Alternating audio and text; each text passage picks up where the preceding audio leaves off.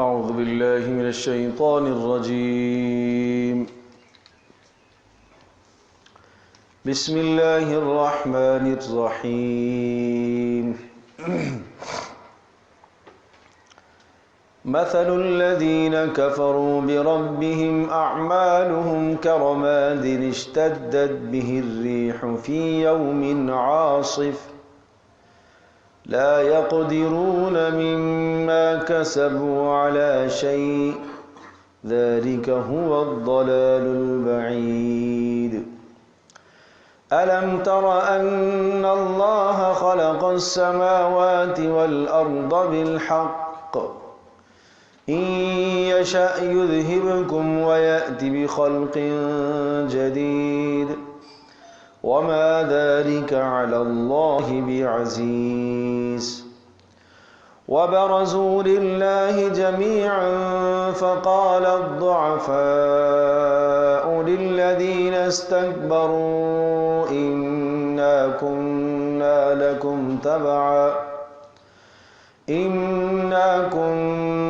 لكم تبعا فهل أنتم مغنون عنا من عذاب الله من شيء قالوا لو هدانا الله لهديناكم سواء علينا أجزعنا أم صبرنا ما لنا من محيص. مثل الذين كفروا بربهم أعمالهم. آیت نمبر 18 ہے 18. مثل الذین کفروا بربہم، مثال ان لوگوں کی جنہوں نے اپنے پروردگار کا کفر کیا. اعمالہم، ان کے اعمال کی مثال، ان کے اعمال کے ضائع ہو جانے اور برباد ہو جانے کی مثال. یوں سمجھ لیجئے کہ کافروں کے اعمال ضائع ہو جانے کی مثال. دنیا کے اندر کافر جو کچھ اچھے عمل کرتے ہیں، اچھے عمل سے مراد وہ عمل جس سے دوسروں کو فائدہ پہنچتا ہے. کسی کا تعاون کر دیا، کسی کو کھانا کھلا دیا، کسی کا علاج کرا دیا، کسی کی ضرورت کو پورا کر دیا. تو بسا اوقات مسلمانوں کے ذہنوں میں بھی یہ خیال آتا ہے کہ یہ تو بڑے اچھے کام کرنے والے، تو بڑا اچھا اس نے کام کیا. کسی کو جناب پانی فراہم کر دیا، لاکھوں کروڑوں کا خرچہ کر کے کوئی بہت بڑا ڈیم تعمیر کر لیا جس سے دنیا کو فیض پہنچ رہا ہے، انسان بھی حیوان بھی سب اس سے مستفید ہو رہے، تو بڑا کام کیا اس نے. تو یہ مثال سمجھائی کہ کافروں کے اعمال اللہ کے یہاں قبول نہیں ہوتے. کیوں؟ عمل کے قبولیت کی پہلی شرط ایمان ہے. ایمان ہے. ایمان، ایک آدمی نے اپنا داخلہ کرایا ہی نہیں ہے تو باہر سے جو لگے محنت کرتا رہے نا، داخلہ تو کراؤ پہلے. تو ایمان داخلہ ہے. جنت کے اندر جانے کے لیے ایمان تو شرط ہے نا. ایمان تو بنیاد ہے پہلی، اس کے بغیر تو ممکن ہی نہیں ہے. تو اسی طرح سے ایک آدمی کہے میں امتحان دینے کے لیے تو پہلے داخلہ تو کرو. کوئی قانون، کوئی ضابطہ اخلاق ہے، وہ نہیں کرا رہا. تو اسی طرح سے کافروں کے اس قسم کے اعمال سے آپ کبھی بھی دھوکہ نہ کھائیے گا. فرمایا کہ ان کے اعمال اللہ کے یہاں قبول نہیں ہوتے جب تک ایمان نہ ہو.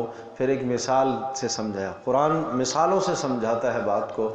ایسی مثال سمجھو کہ جس طرح سے ایک ریت کا ٹیلا ہو، دور سے دیکھتے ہیں کتنا پہاڑ ہے پورا ریت کا، اور آدمی سمجھتا ہے پتہ نہیں کتنا بڑا پہاڑ، کتنی اس میں طاقت ہوگی. ذرا سی ہوا آتی ہے تو اس ہوا میں وہ سارا کا سارا گرد اڑ جاتا ہے. بالکل اس طرح سے کافروں کے اعمال کی مثال ہے. مثل الذین کفروا، مثال ان لوگوں کی جنہوں نے کفر کیا، بربہم، اپنے پروردگار کا کفر کیا. اعمالہم، ان کے اعمال کی مثال، کرمادن، کی طرح، رماد ریت، ریت کے ذروں کی طرح. کیسے؟ اشتدت بہ الریح، جسے اڑا کر لے جائے ہوا، فی یوم عاصف، سخت آندھی والے دن. عاصف عین کے ساتھ، قاصف قاف کے ساتھ، یہ دو الفاظ آندھی کے لیے استعمال ہوتے ہیں۔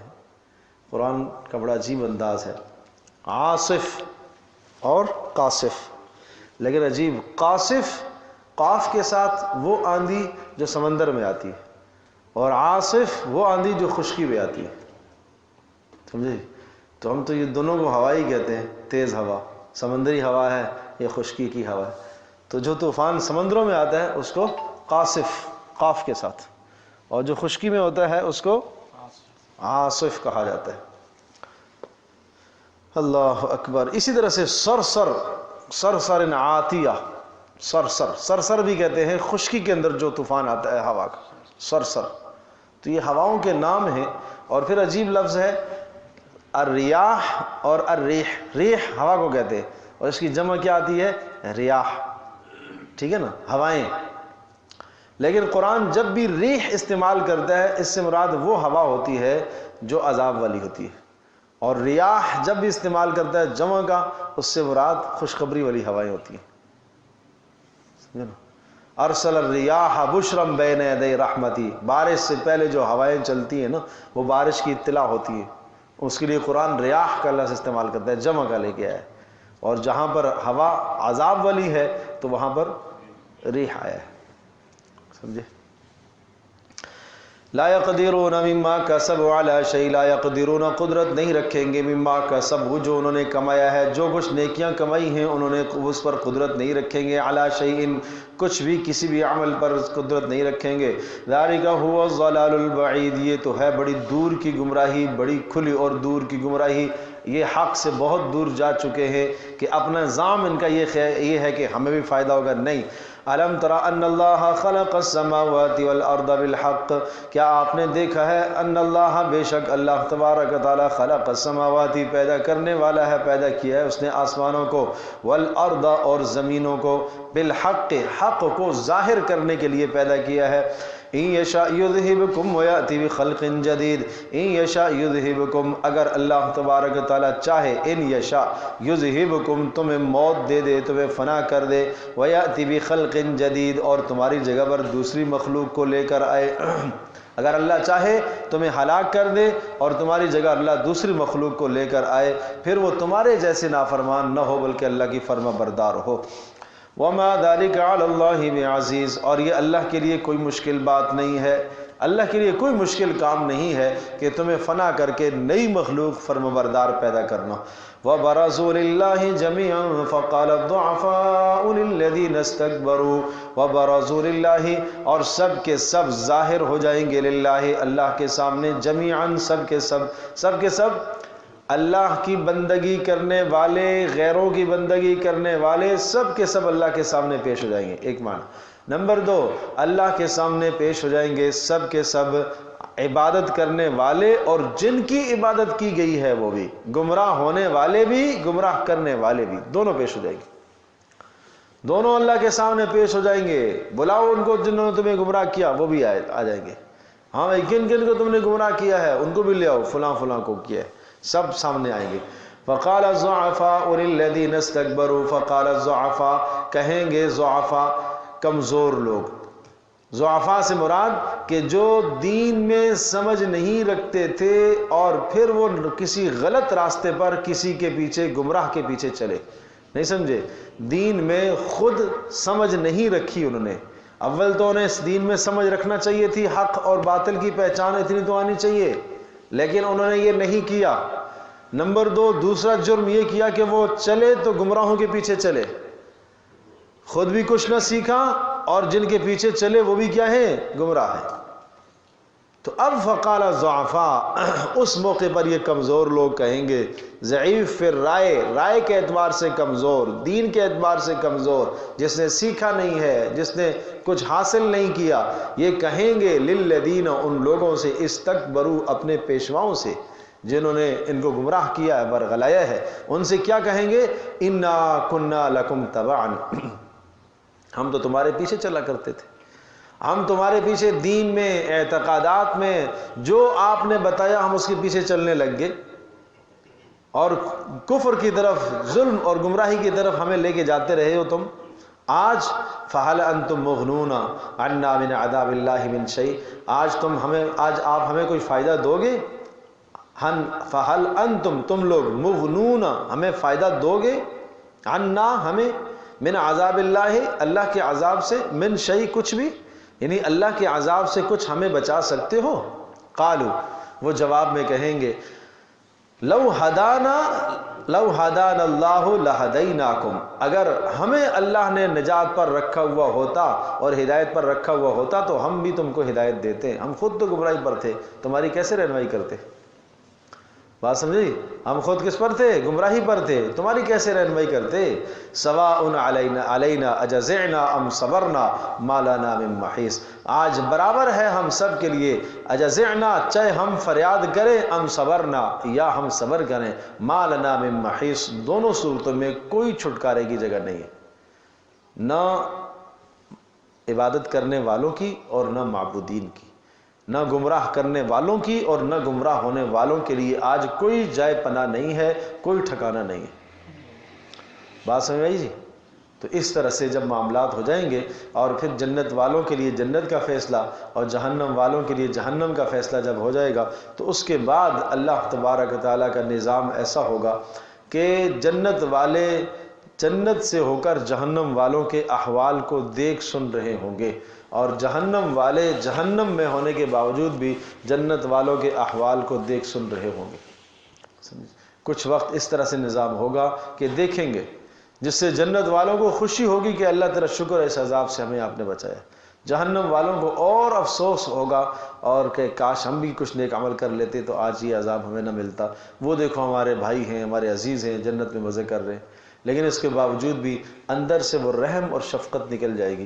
وہ آدمی یہ نہیں کہے گا کہ میرا وہ بھائی ہے اللہ اس کو بچا لے، اللہ کے فیصلے پر ہر آدمی راضی ہوگا، اللہ کی تقدیر پر ہر آدمی راضی ہوگا کہ بھائی ٹھیک ہے اس نے عمل نہیں کیا تو میں کیا کر سکتا، سمجھے جی؟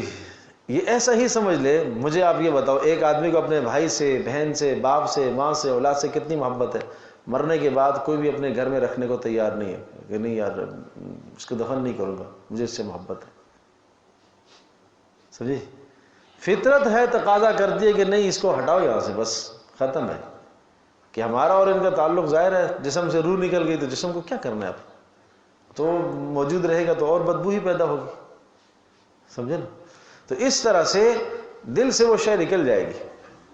پھر جب یہ لوگ یہاں سے مایوس ہو جائیں گے کہ جنہوں نے ہمیں گمراہ کیا، ورغلایا، آج یہ ہمیں نہیں چھڑا سکتے، اتمام حجت کے لیے پتہ ہوگا نہیں چھڑا سکیں گے، لیکن پھر بھی حجت پوری کرنے کے لیے ایسے ہوگا، اس کے بعد یہ کیا کریں گے، یہ شیطان کے پاس سارے کے سارے جمع ہو جائیں گے اور سب شیطان کو جا کے کہیں گے کہ تو نے ہمیں ورغلایا ہے، اب ہمیں بھی گمراہ کیا ہے اور خود بھی گمراہ ہوا ہے، ہمیں بھی یہاں ڈبایا تو نے، آج جہنم میں خود بھی ڈوبا ہے، ہمیں بھی یہاں لے آیا ہے، لہٰذا آج تو ہی کچھ کر۔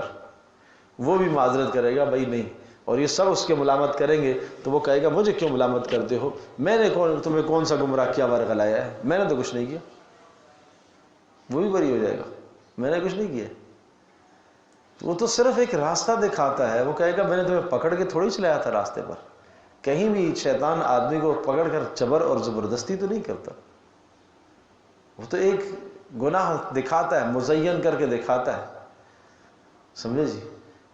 ٹافی دکھاتا ہے، بس لذت دکھاتا ہے، تو بچے کی طرح ہم اس موقع پر بچہ بن جاتے ہیں، گناہ کی طرح ہم راغب ہو جاتے ہیں، سمجھے جی؟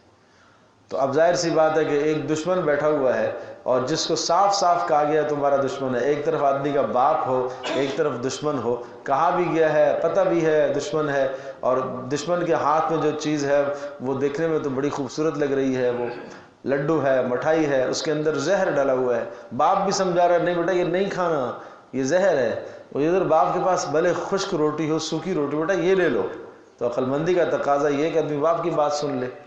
تو اس لیے جنت ہمیشہ وہ حدیث پاک میں آتا ہے مکارہ سے ڈھانپی گئی ہے، مکارہ سے، ناپسندیدہ چیزوں سے، جنت کے اعمال انسان پر شاق گزرتے ہیں، صبح اٹھ کے فجر کی نماز پڑھنا، اس سے ذرا پہلے تہجد کی نماز ادا کرنا، اور اسی طرح سے جناب پھر غیبت سے اپنے آپ کو بچانا، جھوٹ سے بچانا، حرام سے بچانا، یہ ناگواریاں ہیں ساری، اور ادھر جہنم والے اعمال بڑے لذیذ ہیں، سوتے رہو مزے سے، دبا کے غیبت کرتے رہو، دبا کے گناہ کرتے رہو، وہ تو بڑے لذیذ اعمال، لیکن ان کا انجام بد ہے اور ان کا انجام اچھا ہے۔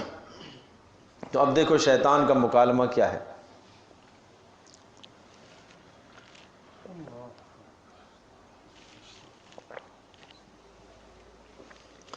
وقال الشیطان لما قضی الامر، اور کہے گا شیطان لما جب قضی الامر، تمام مقدمات کا فیصلہ ہو چکا ہوگا، جنت والے جنت میں، جہنم والے جہنم میں، کیا کہے گا؟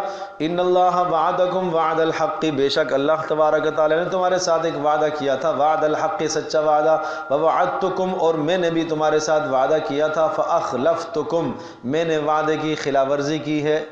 میں نے تمہیں کیا کہا تھا کہ جناب ابھی تو بڑا ٹائم ہے، ابھی تو نہیں مرو گے، ابھی تو بڑا وقت ہے، ابھی تو طویل زندگی جوانی چل رہی ہے، لیکن اچانک موت آ گئی۔ میں نے تم سے یہ کہا تھا کہ موت سے پہلے پہلے توبہ کر لینا، توبہ کر لینا، کوئی بات نہیں ہے، یہ بھی جوانی ہے، مزے لٹانے دو، بعد میں دیکھی جائے گی، موت سے پہلے توبہ ہو جائے گی۔ میں نے وعدہ کیا تھا کہ ہاں توبہ کروا دوں گا موت سے پہلے۔ میں وہ آدمی کہتا ہے نا ٹھیک ہے میں رمضان کے بعد سے توبہ کر لوں گا، اس رمضان میں پکی توبہ ہے، تو یہ شیطان ہی اندر سے پٹیاں پڑاتا ہے، یہ وعدہ کراتا ہے کہ رمضان تک جو ورزیاں کر لے اس کے بعد میں چھوڑ دوں گا آپ کو۔ تو آدمی کہتا ہے نا کہ رمضان کے بعد بس میں شیطان کی بات نہیں مانوں گا، خود شیطان آ کے اندر بولتا ہے۔ فاخلفتکم میں نے مخالفت کی ہے، وما کان لی علیکم من سلطان، وما کان لی شیطان کہے گا ما کان لی نہیں تھا میرے پاس، علیکم تمہارے خلاف، من سلطان کچھ زور اور کوئی طاقت کوئی جبر تو نہیں تھا، ہاں الا ان دعوتکم میں نے تمہیں بلایا پکارا، فاستجبتم لی تم نے میری بات کو کیا کر لیا؟ سن لیا، تم نے میری بات کو سن لیا۔ فلا تلومونی ولوموا انفسکم لہذا مجھے نہ ملامت کرو، اپنے آپ کو ملامت کرو۔ آج کیوں میری بات سنی ہے تم نے؟ سمجھے جی؟ کیوں اس دشمن کی بات سنی ہے جس کے ہاتھ میں جناب وہ کھانے کی چیز تھی، لذیذ چیز تھی، اندر زہر ملی ہوئی تھی، تمہیں بتایا نہیں گیا تھا کہ یہ دشمن ہے؟ کیوں سنی ہے اس کی بات؟ ما انا بمصرخکم وما انتم بمصرخی، میں آج نہ تمہاری مدد کر سکتا ہوں اور نہ تم میری مدد کر سکتے ہو۔ مصرخ کسی کی چیخ و پکار کو سننا، اس سے تکلیف کو دور کرنا، آج نہ میں تمہارا امدادی بن سکتا ہوں نہ تم میرے بن سکتے ہو۔ انی کفرت بما اشرکتمونی من قبل، آج میں بیزاری کا اعلان کر رہا ہوں، میں کفر کر رہا ہوں، انکار کر رہا ہوں اس چیز کا، اشرکتمونی جو تم نے میرے ساتھ شریک ٹھہرایا ہے، من قبل اس سے پہلے دنیا میں، یعنی اللہ کے علاوہ کو تم میرے ساتھ شریک ٹھہراتے رہے، اللہ کو مجھے اللہ کا شریک بناتے رہے تم۔ اللہ کا شریک بنانے کا مطلب کیا ہے؟ کہ تم میری بات مانتے رہے، اللہ کی بات تم نے نہیں مانی، تو یہ مجھے تم نے اللہ کے جو مقام اللہ کو دینا چاہیے تھا وہ آپ نے مجھے دے دیا، تو یہ کیا ہے؟ اسی کا نام شرک ہے۔ ان الظالمین لهم عذاب علیم، بے شک ظالموں کے لیے دردناک عذاب ہے۔ تو بھائی ادھر اپنی زندگی کا محاسبہ کر لیں، کہیں شیطان اس طرح سے ہمارے ساتھ کھیل تو نہیں رہا ہے کہ ہر لذت کا موقع ہمیں دکھاتا ہے، ہر گناہ اور نافرمانی کی جگہ ہمیں دکھاتا ہے، اور ہم وہاں سے پیچھے نہ آئیں اور اس نافرمانی کے اندر ہم بھٹکتے چلے جائیں، آگے بڑھتے چلے جائیں۔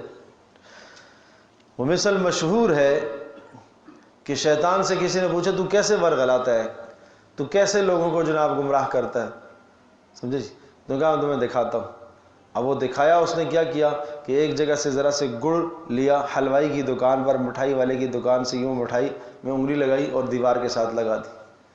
اب وہ دیوار کے ساتھ جب مٹھائی لگی تو مٹھائی دیکھی ایک چھپکلی نے، تو اس چھپکلی نے آ کے اس کو کھانے کی کوشش کی، اسے جھپٹا مارنے کی کوشش کی، اور چھپکلی کو جب دیکھا ایک چوہے نے تو چوہا اس کی طرف لپکا، بلکہ اس چھپکلی پر مکھیاں بیٹھیں اور ان مکھیوں کو دیکھ کر کیا آئی؟ چھپکلی آئی۔ اس مٹھائی پر مکھیاں بیٹھیں اور اس مکھیوں کو دیکھ کر چھپکلی آئی، وہ ان کو کھانے کے لیے، اور اس چھپکلی کو کھانے کے لیے چوہا دوڑا، چوہے کو کھانے کے لیے بلی دوڑی، سمجھے؟ تو جب بلی دوڑی، بلی نے جھپٹا مارا، تو جو ایک آدمی لینے کے لیے آیا ہوا تھا اس کے ساتھ کتا تھا، اس کے کتے نے بلی کو پکڑ لیا۔ جب کتے نے بلی کو پکڑ لیا تو جو بلی کا مالک تھا اس نے کتے کو مار دیا، پھر جو کتے کا مالک تھا اس نے آدمی کو مار دیا۔ تو یہ ایک ذرا سی چیز سے لڑائی ہوتے ہوتے ہوتے دو خاندان موت کی گھاٹ چلے گئے۔ تو یوں ہوتا ہے، شیطان تو یوں ظالم ورغلاتا ہے، یوں گمراہ کرتا ہے، سمجھے نا؟ اسی طرح سے ہر جگہ ذرا سی لذت دکھاتا ہے، تھوڑی سی تھوڑی سی تھوڑی سی تھوڑی سی، تو وہ آہستہ آہستہ آگے لے کے جاتا ہے، ایک دم سے کسی کو بے حیائی کی طرف نہیں لے کے جاتا ایک دم سے کسی کو چوری کی طرف نہیں لے کے جاتا، پہلے چھوٹی چوری کراتا ہے، پھر اس سے بڑی، پھر اس سے بڑی، پھر اس سے بڑی، ترتیب سے لے کے جاتا ہے، ٹھیک ہے نا۔ ظاہر ہے وہ بڑا پرانا آدمی ہے، اس کو سب پتہ ہے کہ کس طرح سے اس کو ورغلانا ہے اور اس کو کیسے گمراہ کرنا ہے، تو بڑی تدبیر سے اور بڑے طریقے سے آتا ہے۔ اور ظاہر سی بات ہے کہ جو آدمی جتنا نیک ہوتا ہے، جس مزاج کا ہوتا ہے، تو اسی کی طرح اس کے پاس آتا ہے، ایک دم سے اس کو ورغلاتا نہیں ہے، بڑی ترتیب سے آتا ہے۔ ایک آدمی نیکی پر چل رہا ہے، خیر کے کام کر رہا ہے، اچھے کام کر رہا ہے، بے حیائی سے بچ رہا، زنا سے بچ رہا، نظر بد سے بچا ہوا ہے، چوری سے بچا ہے، زنا سے بچا ہے، شراب نوشی سے بچ، یہ تو بڑا نیک آدمی ہے، اس کو کیسے ورغلائے گا؟ اس کے لیے الگ پٹیاں ہیں، اس کے پاس الگ پھندے ہیں۔ اس کو آ کے کیا کرے گا؟ اپنے ساتھی کی برائی، عیب اس کے دل میں ڈالے گا، اس کو حسد میں مبتلا کرے گا، اس کو کینے میں مبتلا کرے گا۔ مقصد کیا ہے؟ آخرت سے محروم کرنا، جنت سے محروم کرنا، اعمال تباہ کرنا۔ اول تو اعمال نہ کرے، اچھا کر لیے ٹھیک ہے بھائی کوئی بات نہیں، میں ضائع کر لوں گا، کم بختہ یوں کہتا ہے کوئی بات نہیں کر لے، جتنا مرضی ہے کر لے، تو پھر کیا کرتا ہے؟ اعمال ضائع کرتا ہے، حسد کراتا ہے، غیبت کراتا ہے، غیبت کر کے حسد سے سب نیکیاں تباہ ہو جاتی ہیں، پتہ بھی نہیں چلتا۔ اب یہ کہہ رہے ہیں جناب میں نے تو کوئی برائی تھوڑی کی ہے، میں نے زنا نہیں کیا، بد نظری نہیں کی، چوری نہیں کی، شراب نہیں پیا، اور کوئی بے حیا کام میں نے نہیں کیا، میں تو نیک آدمی ہوں، نماز بھی پڑھتا ہے، تہجد گزار بھی ہے، لیکن ادھر اس نے لگا دیا اس کو پٹی پر، چار آدمیوں کی برائیاں اس کے دل میں ڈال دی، دکھا دے، عیب دکھا دیے، اور یہ ان کے عیبوں کو ٹٹول رہا ہے، گندگی میں روز ہاتھ ڈال رہا ہے، روزانہ گندگی میں ہاتھ ڈال رہا ہے، روزانہ 10 عیب لوگوں کو پھیلاتا دکھاتا ہے۔ نمازیں جو تہجد پڑھ رہا ہے وہ بھی ضائع ہوتی جا رہی ہے۔ اب یہ تو تھک رہا ہے نا، اپنے آپ کو تھکانے والی بات ہے، عاملۃ ناصبہ، تھکا ہوا بھی ہوگا لیکن جائے گا بیچارہ جہنم۔ تو شیطان اس سے مطمئن ہے کہ اس کو میں نے اپنی پٹری پر ڈال دیا بس، ہاں جہاں وہ غیبت سے توبہ کر لے گا، برائیوں سے توبہ کر لے گا، دوسروں کے عیب دیکھنے سے توبہ کر لے گا، پھر نیکی کی راہ پر چلے گا تو پھر واپس آئے گا شیطان، پھر کوئی اور راستہ اس کو دکھائے گا۔ تو بھائی اس ظالم کے مکر اور فریب سے بچنا آسان نہیں ہے۔ ہاں اس نے کہا الا عبادک المخلصین، اے اللہ تیرے جو مخلص بندے ہوں گے، مقرب ہوں گے، انہیں میں کچھ نہیں کہہ سکتا، میرا دعوت پر نہیں چلے گا۔ وہ لمحہ بلمحہ شیطان کے مکر کو سمجھتے ہیں کہ یہ شیطان کا فریب ہے، یہ شیطان کا دھوکہ ہے۔ علامہ ابن جوزی رحمۃ اللہ علیہ کی کتاب ہے تلبیس ابلیس، پڑھنے کی ہے، بڑی شاندار کتاب ہے۔ اس میں انہوں نے، اس کا اردو میں بھی ترجمہ ہے تلبیس ابلیس کے نام سے یہ، تو اس میں انہوں نے لکھا کہ شیطان کس کس طرح سے گمراہ کرتا ہے، کہاں کہاں سے آتا ہے، ہر آدمی کو الگ الگ گمراہ کرتا ہے، فقیر کو کیسے گمراہ کرتا ہے، مالدار کو کیسے گمراہ کرتا ہے، عالم کو کیسے گمراہ کرتا ہے، قاری کو کیسے گمراہ کرتا ہے، پیر اور بزرگ کو کیسے گمراہ کرتا ہے، ہر ایک کے لیے الگ الگ اس کے حربے ہیں۔ اللہ اکبر، اللہ ہم سب کی حفاظت فرمائے بھائی۔ تو اپنے بچوں کو، اپنے آپ کو، اپنے گھر والوں کو، سب کو بچاؤ، شیطان کے داؤ میں کہیں نہ پھنس جائیں بھائی۔ فلا تلوموني ولوموا انفسكم ما انا بمصرخكم وما انتم بمصرخي اني كفرت بما اشركتموني من قبل ان الظالمين لهم عذاب اليم وادخل الذين امنوا وعملوا الصالحات، اور داخل کر دیے جائیں گے الذين، وہ لوگ، آمنوا جنہوں نے ایمان لایا، وعملوا الصالحات اور اچھے اعمال کیے، کہاں داخل کر دیے جائیں گے؟ جنات، ایسی جنتوں میں، تجری من تحت الانہار، جن کے نیچے سے نہریں بہ رہی ہوں گی، خالدین فیہا، جانے کے بعد یہ کھٹکا لگے گا کہ کہیں نکال تو نہیں جائیں گے، کہا نہیں نہیں، خالدین فیہا، ہمیشہ رہیں گے جنت میں۔ جانے کے بعد یہ خیال ہے، دو خیال، کہ یہ نعمت ہم سے چھین تو نہیں جائے، چھین تو نہیں جائے گی، نہیں نہیں، دوسرا نکالے تو نہیں جائیں گے، نہیں نہیں، بِإِذْنِ رَبِّهِمْ، ہمیشہ ہمیشہ اپنے پروردگار کے اذن سے، تحیتہم فیہا سلام، ان کا ملاقاتی کلمہ سلام ہوگا، تحیہ ملاقاتی کلمہ سلام ہوگا، آپس میں جب ایک دوسرے کو ملیں گے تو سلام سے آغاز کریں گے۔ أَلَمْ تَرَ كَيْفَ ضَرَبَ اللَّهُ مَثَلًا كَلِمَةً طَيِّبَةً كَشَجَرَةٍ طَيِّبَةٍ أَصْلُهَا ثَابِتٌ وَفَرْعُهَا فِي السَّمَاءِ أَلَمْ تَرَ، کیا آپ نے نہیں دیکھا، كَيْفَ ضَرَبَ اللَّهُ، اللہ پاک نے کس طرح سے مثال دی ہے، مثلاً ایک مثال، كَلِمَةً طَيِّبَةً اچھے کلمے کی مثال، كَشَجَرَةٍ طَيِّبَةٍ اچھے درخت کی طرح، أَصْلُهَا ثَابِتٌ اس کی جڑیں ہیں نیچے، أصلها اس کی جڑیں ہیں ثابت مضبوط، وَفَرْعُهَا فِي السَّمَاءِ اور اس کی شاخیں ہیں آسمان میں، توتی اکلہا وہ درخت دیتا ہے اپنے پھل کو کل حین بإذن ربها، کل حین ہر موسم میں، ہر وقت میں، بإذن ربها اپنے پروردگار کے حکم سے، ويضرب الله الامثال للناس اور اللہ پاک مثالیں بیان کرتا ہے لوگوں کے لیے، لعلهم يتذکرون تاکہ لوگ نصیحت حاصل کریں، خوب سمجھ لیں اس بات کو، اگلے بھی سمجھ لیں۔ وَمَثَلُ كَلِمَةٍ خَبِيثَةٍ اور مثال برے کلمے کی مثال، كَشَجَرَةٍ خَبِيثَةٍ برے درخت کی طرح، اُجْتُثَّتْ مِنْ فَوْقِ الْأَرْضِ جس کو اکھیڑ دیا گیا ہو زمین سے، مَا لَهَا اُجْتُثَّتْ اکھیڑ دیا گیا ہو مِنْ فَوْقِ الْأَرْضِ زمین کے اوپر سے، مَا لَهَا مِنْ قرار اس کے لیے زمین میں کوئی ٹھہراؤ نہیں ہے۔ يُثَبِّتُ اللَّهُ الَّذِينَ آمَنُوا اب یہ جو دو مثالیں ہیں نا، ایک کلمہ طیبہ کی مثال، کلمہ طیبہ سے مراد کلمہ توحید، اور ایک کلمہ خبیثہ کی مثال، اس سے مراد کلمہ شرک، شرکیہ کلمات، ٹھیک ہے۔ تو مومن اور کافر کی مثال بھی سمجھ لیجئے، توحید اور شرک کی مثال بھی سمجھ لیجئے۔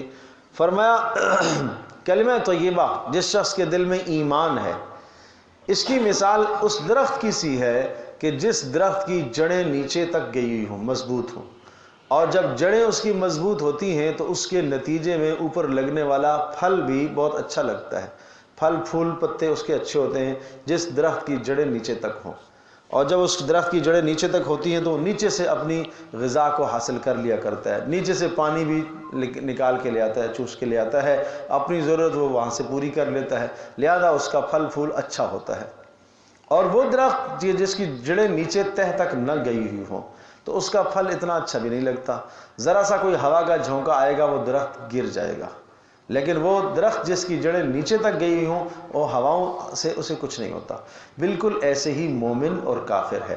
جو مومن ہوتا ہے اس کا اعتماد اللہ پر ہے، مصائب کی جتنی بھی ہوائیں آ جائیں وہ ہوائیں اسے کچھ بھی نہیں بگاڑ سکتی، کچھ بھی نہیں ہلا سکتی، چاہے فاقے آئیں گے، فقر آئیں گے، تنگی آئے، مصیبتیں آئیں، پریشانیاں آئیں، غم آ جائے، کچھ بھی آ جائے تو وہ اپنے ایمان سے نہیں پھرتا، اس لیے کہ اس کا ایمان نیچے تک کیا ہوا ہے، ایمان اندر دل میں راسخ ہوا ہے۔ لیکن کافر ہے اس کا کوئی بھروسہ نہیں اللہ کی ذات عالی پر، اس کی مثال اس درخت کی سی ہے جس کی جڑیں نیچے نہ ہوں اور ذرا سا ہوا کا جھونکا آئے تو ہٹ جائے، ایک مصیبت آئی تو اللہ کی ذات سے اعتماد ہٹ گیا، پہلے سے اعتماد نہیں تھا، جو رہا ساتھ تھا وہ بھی ختم ہو گیا۔ یہی حال منافقوں کا بھی ہے۔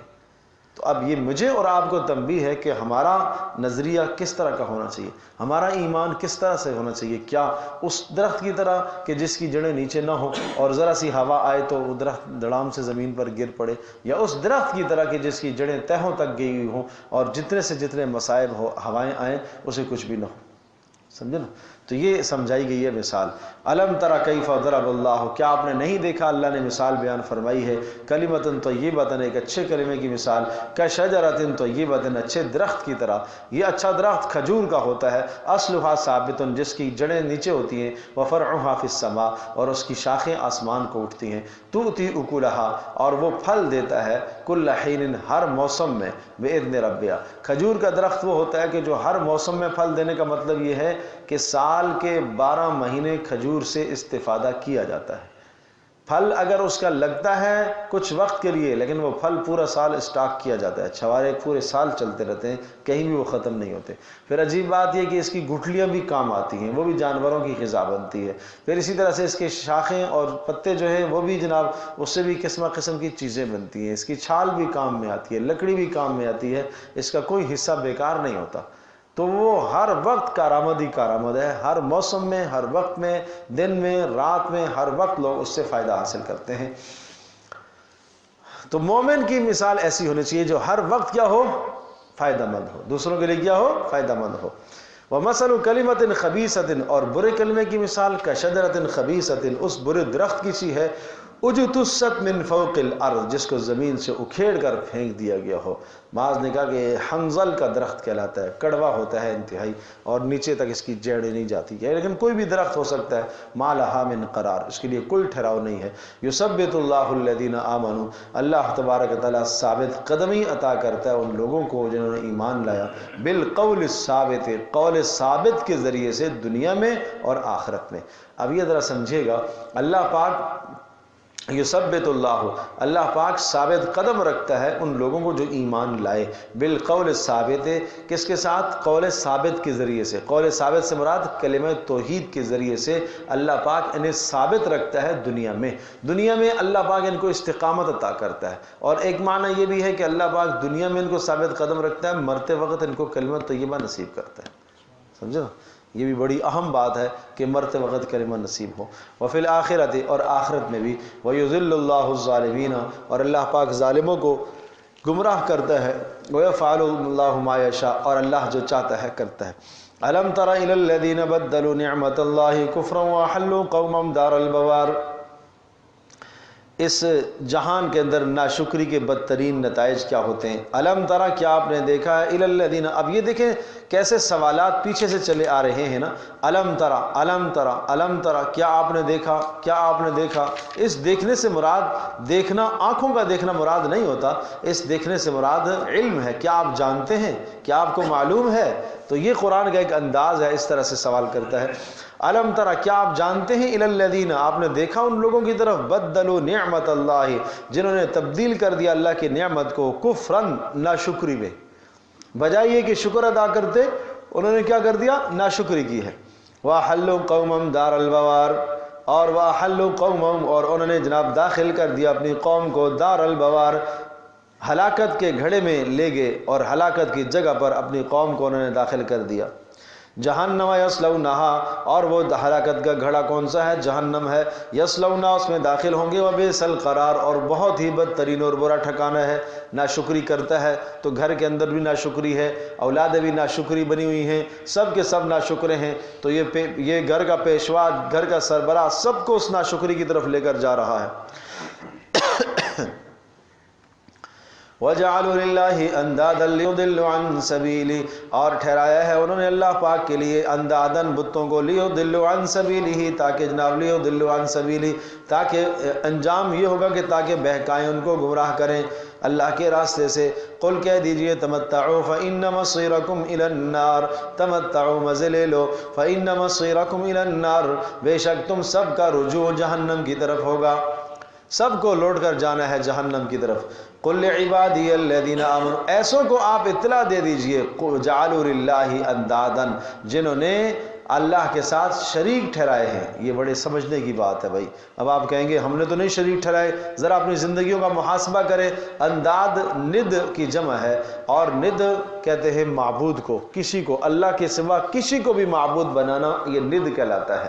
اور معبود بنانے کا معنی میں کتنی بار عرض کر چکا ہوں، جو عظمت اللہ کو دینی چاہیے، جو محبت اللہ کو دینی چاہیے، جو خوف اللہ کا ہونا چاہیے، اگر یہ صفت کسی اور کے لیے ثابت کرتا ہے تو اس کو شرک کہیں گے۔ قل تمتعوا فإن مصيركم إلى النار، ان سے کہیے آپ مزے لیتے رہو کچھ وقت تک، اور تمہارا ٹھکانہ تو ہے جہنم۔ قل لعبادی الذین آمنوا، قل کہہ دیجئے میرے ان بندوں سے جو ایمان لائے، یقیموا الصلاۃ، وہ کیا کریں؟ نماز کو قائم کرتے رہیں، فلاح کا راستہ یہ ہے۔ وَيُنْفِقُوا مِمَّا رَزَقْنَاهُمْ، اور جو کچھ ہم نے دیا ہے اس میں سے خرچ کرتے رہیں، سرًا وعلانیةً، سرًا چھپ کر بھی اور سب کے سامنے بھی، من قبل ان یأتی یوم، اس سے پہلے کہ وہ دن آئے، لا بیع فیہ ولا خلال، جس میں لا بیع فیہ، کوئی خرید فروخت کام نہیں آئے گی، ولا خلال، اور نہ کوئی دوستی کام آئے گی۔ قیامت میں نہ کوئی دوستی اور نہ کوئی خرید فروخت کام آئے گی۔ بھائی اپنے عمل کام آئیں گے، اس لیے اپنے اعمال پر محنت کرو، اعمال کے ساتھ دوستی لگاؤ، اعمال کے ساتھ دوستی لگاؤ۔ رسول اللہ صلی اللہ تعالیٰ علیہ وسلم نے کس پیارے انداز سے یہ بات سمجھائی ہے کہ مثال ایک شخص، اس کے 3 دوست ہوں، ایک دوست وہ ہے جو اسے کہتا ہے کہ میں اور آپ زندگی میں ہم ایک ساتھ ہیں، جب آپ کی موت کا وقت ہے تو میرا اور آپ کا رابطہ ختم ہے، اب میرا آپ سے کوئی تعلق نہیں۔ دوسرا دوست یہ کہتا ہے کہ میں آپ کے ساتھ ہوں زندگی میں بھی، جب آپ مر جائیں گے تو آپ کے ساتھ قبر تک جاؤں گا، یہاں تک میرا آپ کا ساتھ ہے۔ تیسرا دوست یہ کہتا ہے میں زندگی میں بھی آپ کے ساتھ ہوں، قبر میں بھی آپ کے ساتھ ہوں، حشر میں بھی آپ کے ساتھ ہوں گا، یہاں تک کہ جنت تک تمہیں پہنچا کر آؤں گا۔ تو بتاؤ کون سا دوست اچھا ہے؟ فرمایا یہ آخری والا اچھا ہے۔ فرمایا یہ انسان کے اعمال ہیں، یہ اعمال ہیں، قبر تک لے جانے والے آدمی کے اعزا اقربا، اولاد ہے، ماں باپ ہے، بہن بھائی ہیں، کتنے تک جائیں گے بھائی؟ قبر تک جائیں گے بس، اس کے بعد تو کوئی نہیں جائے گا ساتھ۔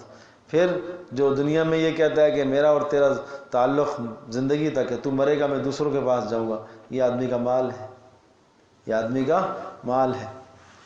آدمی کہتا ہے مالی مالی، میرا مال میرا مال، حالانکہ ارشاد فرمایا کہ مال آدمی کا وہ ہے جو اس نے کھایا، یہ اس کا مال ہے، اور جو اس نے پہن کر پرانا کیا یہ اس کا مال ہے، یا جو اس نے صدقہ کر کے آگے بھیج دیا یہ اس کا مال ہے، اور جو اس نے چھوڑا وہ اس کا نہیں ہے بھائی، وہ تو ورثاء کا ہے، اس کا نہیں ہے۔ تو کیوں ہم اپنی عاقبت تباہ کریں؟ بہت خسارے میں ہم لوگ اپنی عاقبت کے بارے میں، آخرت کے بارے میں نہیں سوچتے۔ یہ آخرت میں دوستیاں نہیں کام آئیں گی، یہ آخرت میں خرید فروخت تو ہوگا نہیں، لا بیع فیہ، جس میں خرید فروخت تو ہے نہیں۔ خرید فروخت ہوگی تو کیا کریں گے؟ نیکیاں خرید لیں گے؟ نہیں بھائی۔ دنیا میں ایک آدمی کسی جگہ پر جاتا ہے، ٹھیک ہے اس نے محنت نہیں کی ہے، چلو پیسہ ہے، پیسہ ہے، پیسے سے خرید لے گا چیز، اس میں کیا بات ہے؟ پیسے سے یہاں آدمی لوگ خرید لیتے ہیں، آدمی پورے کے پورے آدمی خرید لیتے ہیں پیسوں سے، تو بھائی وہاں یہ معاملہ نہیں ہے، پیسوں سے کچھ نہیں خریدی جائے گی، نہ کوئی آدمی خریدا جائے گا، نہ کوئی فرشتہ خریدا جا سکتا ہے کہ چلو اس کو پیسے دیں گے اور یہ کیا ہے ہمیں جہنم میں نہ لے جائے، یا کوئی جنت کا ٹکڑا ہی خرید لیں، ہم نے اعمال تو نہیں کیے لیکن چلو جنت کا ایک ٹکڑا خرید لیتے ہیں، سمجھے جی؟ چلو ایک آدمی جناب اپنے اعمال بیچ رہا ہے، اس کے پاس بہت زیادہ ہیں اور وہ کہہ رہا ہے کہ ہاں میرے پاس زیادہ اعمال ہیں، جنت میں چلا جاؤں گا، اس کے بعد بہت بہت بہت بلند درجے ہوں گے، لہٰذا میں اپنے اعمال تھوڑے سے بیچ دیتا ہوں کسی دوسرے کو، وہ بھی لے لے تاکہ کسی اور کا کام بن جائے۔ دنیا میں تو ہم کہتے ہیں نا یہ کھانا میرے وقت سے زائد ہے، چلو بھائی یہ کسی اور کو دے دو کام بن جائے، فری میں دے دو، نہیں تو پیسوں کا دے دو، وہاں یہ سب چیزیں ختم ہیں۔ سمجھے جی؟ وہاں ایک آدمی کو جنت ملنے کے بعد بھی اپنے اعمال کو تھوڑا سمجھے گا، افسوس کرے گا، کچھ اور کر لیتا تو اچھا ہوتا۔ ماں جب دینے کو تیار نہیں ہے، باپ دینے کو تیار نہیں ہے، بیوی دینے کو تیار نہیں ہے، شوہر دینے کو تیار نہیں ہے، کوئی عمل کوئی نہیں دے گا، ہر آدمی کہے گا نفسی نفسی، آج میرا پتہ نہیں کیا بنے گا۔ تو اس لیے بھائی اس وقت سے پہلے ہم کوئی تیاری کر لیں۔ وہ کیا اعمال بتائیں؟ نماز اور ينفق مما رزقناہم، جو اللہ نے دیا اس کو خرچ کرو، دن رات خرچ کرو، مال خرچ کرو خوب، اس دن سے پہلے کہ نہ خرید فروخت کام آئے گی اور نہ دوستی۔ اللہ الذی خلق السماوات والارض، اللہ وہ ذات ہے جس نے پیدا کیا آسمانوں کو اور زمینوں کو، وانزل من السماء ماء، اور آسمان سے اس نے پانی کو اتارا ہے، فاخرج به من الثمرات، اور اس پانی سے اگایا ہے اس نے من الثمرات رزقا لکم، پھل اگائے ہیں تمہارے فائدے کے لیے، تمہارے لیے روزی بنائی ہے۔ سمجھو تو صحیح اس اللہ کی قدرت کے کیا دلائل ہے۔ نمبر 2، وسخر لکم الفلک، اور اس نے تمہارے لیے کشتیاں مسخر کر دیے ہیں، اور ان کشتیوں میں تم سفر کرتے ہو تجارت کا، دائیں بائیں ایک ملک سے دوسرے ملک سامان لے کے جاتے ہو، لتجری فی البحر بامرہ، تاکہ جناب وہ کشتیاں چلیں سمندر کے اندر اس کے حکم سے، وسخر لکم الانہار، اور اس اللہ نے تمہارے کام میں لگائے، تابع کر دیے نہریں، بڑی بڑی نہریں اس نے تمہارے تابع کر دی، ان نہروں کے ذریعے سے اپنے کھیتوں کو سیراب کرتے ہو۔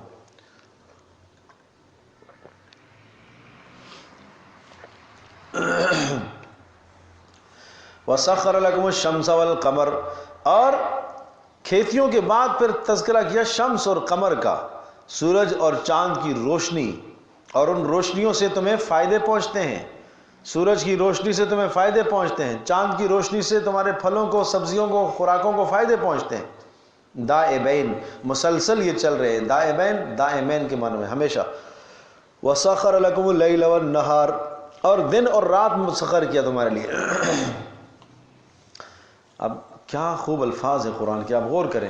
سخر لکم الشمس والقمر، چاند اور سورج کام میں لگائے، دن اور رات تمہارے لیے بنائے۔ تو اگر چاند اور سورج کہہ دیا جاتا تو سورج میں دن آتا ہے نا، اور چاند رات کو ہوتا ہے، تو دن رات وہاں آ گئے، لیکن الگ سے ذکر فرمایا۔ کیوں؟ پہلے جو شمس اور قمر ذکر فرمایا کہ اللہ نے تمہارے کام میں لگائے ہیں سورج اور چاند، اس سے مراد سورج اور چاند دونوں کی روشنیوں کا فائدہ تمہاری غذاؤں کو ہوتا ہے، یہ مراد ہے۔ اور سخر لکم اللیل والنہار، دن رات کے دن میں تم معاش اختیار کرتے ہو اور رات کو تم آرام کرتے ہو، یہاں یہ مقصود ہے کہ تمہارے آرام اور معاش کے اسباب اور اوقات اللہ نے مقرر فرمائے۔ تو پتہ یہ چلا کہ پھر آدمی کو اسی فطرت پر ہونا چاہیے کہ معاش کا جو نظام اللہ نے مقرر فرمایا نا اسی کے مطابق فطری نظام معاش کا کیا ہے. فجر کی نماز پڑھو اور اس کے بعد بابرکت ٹائم ہے. اس بابرکت وقت میں اللہ کو یاد کرو, اللہ کا ذکر کرو, اللہ کا ذکر کرو, تلاوت کرو, اذکار پڑھ کے پھر اپنے کاروبار کو کھولو. یہ فطرت کا وقت ہے, یہ فطرت ہے. اور پھر اس کو آپ لے کے جاؤ ظہر تک, اور ظہر کے بعد کھانا کھایا, کھانے کے بعد تھوڑا سا آرام استراحت قیلولہ کر لو تاکہ عصر میں آپ صحیح ہو جائیں, رات کی عبادت میں ٹھیک ہو جائیں. بس یہ کافی ہے, فطرت اتنا ہی بتاتی ہے. پھر عصر کے بعد آپ علیہ السلام کے مشاغل اپنے گھر کے ہوتے تھے, ازواج مطہرات کے پاس, سب کے گھروں میں جایا کرتے تھے. پھر مغرب کے بعد کوئی کام ہوتا تھا, کسی سے کوئی بات کرنی ہے, دینی بات کوئی سمجھانی ہے, کوئی وعظ کرنا ہے, یہ کام ہوتا تھا. پھر عشاء کے بعد جلدی سونے کا معمول تھا. عشاء کے بعد جلدی سونے کا معمول ہوگا تو صبح تہجد میں اٹھ پائے گا. یہ ہے فطرت کی زندگی, بڑی پیاری فطرت کی زندگی ہے کہ عشاء سے لے کر فجر کی نماز تک کوئی بیچ میں نماز فرض نہیں کی ہے تاکہ تمہاری نیند متاثر نہ ہو. کوئی نماز بیچ میں نہیں لائے, فرض نہیں ہے, ترغیب دی ہے. پھر اسی طرح سے فجر کی نماز سے لے کر ظہر تک یہ تمہاری معاش کا اصل وقت یہ ہے. یہ وقت اس لیے بیچ میں کوئی نماز نہیں ہے, کافی طویل وقت ہے. جس طرح سے عشاء سے لے کر فجر تک کوئی نماز نہیں رکھی, اسی طرح سے فجر سے ظہر تک کوئی نماز نہیں رکھی. اور ظہر کا ٹائم بھی بڑھا دیا کہ چلو ٹھیک ہے, تم اول وقت میں نہ صحیح, دوسرے میں صحیح, آخری میں صحیح, کہ اپنی معاش کے وقت کو ذرا لمبا کرنا چاہتے ہو تو ٹھیک ہے, گنجائش دی ہے آپ کو. تو یہ معاش کے وقت میں کوئی نمازیں نہیں. پھر ظہر عصر مغرب تسلسل سے نمازیں, ظہر عصر مغرب عشاء تسلسل سے آ رہی ہیں. ایک سے فارغ ہوا دوسری, دوسری سے فارغ ہوا تیسری.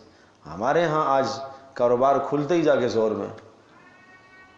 میں کاروبار کھلے, پھر عصر کی نماز بھی متاثر, مغربی متاثر, عشائی متاثر, پھر عشاء متاثر, پھر رات گئے تک کاروبار, پھر رات کا آرام متاثر, تو آرام متاثر تو پھر فجر کی نماز متاثر. تہجد کا تو سوال ہی نہیں ہے.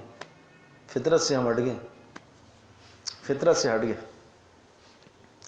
اس لیے امام رازی رحمۃ اللہ علیہ نے بڑی پیاری بات ارشاد فرمائی ہے. فطرت انہوں نے یوں سمجھائی ہے کہ اگر جو آدمی فجر کی 2 رکعت نماز فرض ادا کرتا ہے, چاہیے تو یہ کہ انسان 24 گھنٹے اللہ کی عبادت کرے.